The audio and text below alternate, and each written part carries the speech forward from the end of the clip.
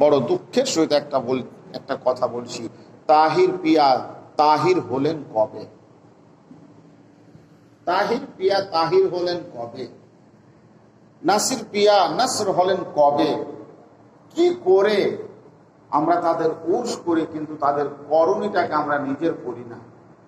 আপনি সিনায় হাত রাখতে পারেন, হাত রেখে বলতে পারেন একটা এত মুরিদানের মধ্যে, এত ভক্তের মধ্যে কেউ আজ নামাজের সময়, আজানের সময় আপনি যদি ঘুরেন, খানকার একজন হয়ে, পীরের মুরিদ হয়ে, বলুন তো আপনার প্রতি আঙ্গুল উঠবে, সঙ্গে আপনার পীরের প্রতি আঙ্গুল উঠবে কিনা?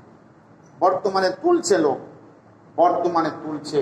আপনি জানেন, জানার উর্স পাকে আজ আপনারা বসেছেন, ইনারা 5 ওয়াক্তের নামাজই শুধু নয়, সারা সারা রাত মুসাল্লায় সাজদায় বিতিয়ে দিয়েছে।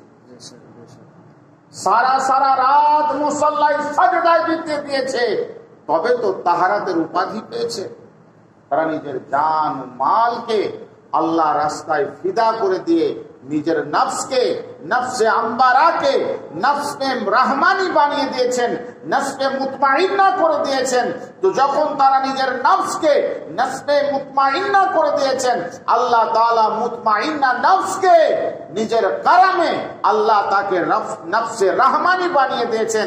আর যখন নফসে রহমানি হয়ে গেছেন, আল্লাহ বলছেন, বান্দা এবার আমি তোর মধ্যে শামা হয়ে গেলাম। সুবহানাল্লাহ।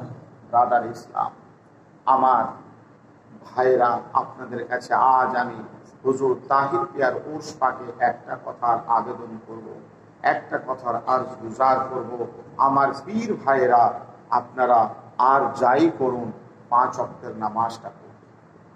এটার দরখাস্ত আমি আপনাদের কাছে রাখবো, প্রত্যেকটা উরুসে রাখি, আপনারা 5 ওয়াক্তের নামাজকে সঠিকভাবে টাইমে টাইমে 5 ওয়াক্তের নামাজ পড়বো। আল্লাহ আল্লাহ। খাস করে আমি যুবকদেরকে বলবো, এ যুবক, আপনি জানেন আপনার একটা সাজদার মূল্য কত? এ যুবক, আপনি জানেন না আপনার সাজদার মূল্য কত? কোন যুবক যখন মসজিদে গিয়ে কিংবা খানকাতে গিয়ে যখন সাজদা করে সুবহানা রব্বিল আলা বলে ডাকে, সুবহান বলে ডাকে, আল্লাহ বলে, যুবক তুই আমাকে পাক বলে ডাকলি, তোর তামাম জওয়ানিকে, তোর তামাম কুওয়াতকে আমার দরবারে তুই সুপ্রুত করে দিয়ে লুটিয়ে পড়েছিস। যা যুবক, তুই যখন যুবকী হালাতে আমাকে পাক বলে ডাকলি, আমাকে আলা বলে ডাকলি, আমি তোর রব, আমি তোকেও পাক বানিয়ে দেবো, তোকেও আলা বানিয়ে দেবো। সুবহানাল্লাহ। এই আমার যুবকেরা, এই যুবক ভাইরা, আজ তোমাদের মসজিদ বিরান হচ্ছে। আজ তোমরা মসজিদে অল্প দেখা যাচ্ছে, অন্য কেউ তোমাদের থেকে বেশি মসজিদে গিয়ে আস্তে আস্তে প্রচেষ্টা চালাচ্ছে মসজিদ থেকে কিয়াম বন্ধ করার, আস্তে আস্তে প্রচেষ্টা চালাচ্ছে মসজিদ থেকে দোয়া বন্ধ